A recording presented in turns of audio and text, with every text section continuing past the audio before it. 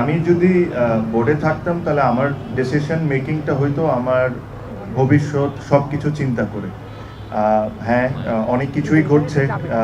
জিনিসটা একটু ক্রিটিক্যাল এই মুহূর্তে হঠাৎ করে একটা কমেন্ট করে দেওয়া।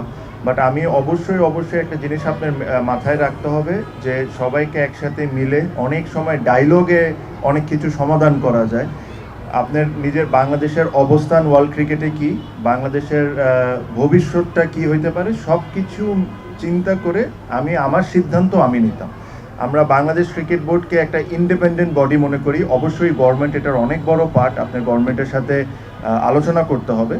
বাট বাংলাদেশ ক্রিকেট বোর্ডকে যখন আমরা ইন্ডিপেন্ডেন্ট বডি মনে করি, তো বাংলাদেশ ক্রিকেট বোর্ডেরও নিজস্ব কিছু একটা ডিসিশন থাকতে হবে। আর তারা যদি মনে করে এই সিদ্ধান্তটা নেওয়া ঠিক, তাদের ওই সিদ্ধান্ত নিতে হবে। বিকজ পাবলিক অপিনিয়ন অনেক রকমের থাকে।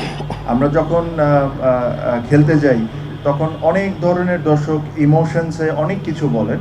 বাট সব কিছু যদি আমরা ওইভাবে করে চিন্তা করি, তাহলে আপনি এত বড় অর্গানাইজেশন চালাতে পারবেন না। বিকজ আপনার আজকের ডিসিশন কিন্তু আগামী 10 বছর পর কী এফেক্ট পড়বে, এগুলো সব কিছু চিন্তা করে যে জিনিসটা আমাদের বাংলাদেশের ক্রিকেটের জন্য ভালো, বাংলাদেশের প্লেয়ারদের জন্য ভালো, ওই ধরনেরই ডিসিশন নেওয়া উচিত, যেটা আমি ব্যক্তিগতভাবে ফিল করি। যেহেতু আমি ক্রিকেট বোর্ডে এখন নাই, তাহলে আমার সিদ্ধান্তটা আপনাকে বলতে পারছি না। যদি আমি থাকতাম তাহলে জানতেন। দেখেন, যেহেতু আমি এটার সাথে জড়িত না, আমি এক্স্যাক্টলি প্রত্যেকটা ডিটেলস জানি না। ঠিক যে কোনো একটা এখানে মানুষের মতো আমিও ধরেন থ্রু মিডিয়া আমিও জানছি। বাট আই এম শিওর যারা এই জিনিসটা ডিল করছেন তাদের কাছে তথ্য আরও অনেক বেশি আছে আমার চেয়ে। তো এই কারণে আমি হঠাৎ করে একটা কমেন্ট করে দেওয়া, এটা আমার জন্য মনে হয় না ঠিক। বাট আমি আপনাকে যেটা বললাম, বাংলাদেশের ইন্টারেস্টটা দেখে, বাংলাদেশ ক্রিকেটের ইন্টারেস্ট দেখে, বাংলাদেশের ভবিষ্যৎ সব কিছু চিন্তা করে আপনার ওই সিদ্ধান্তটা নিতে হবে।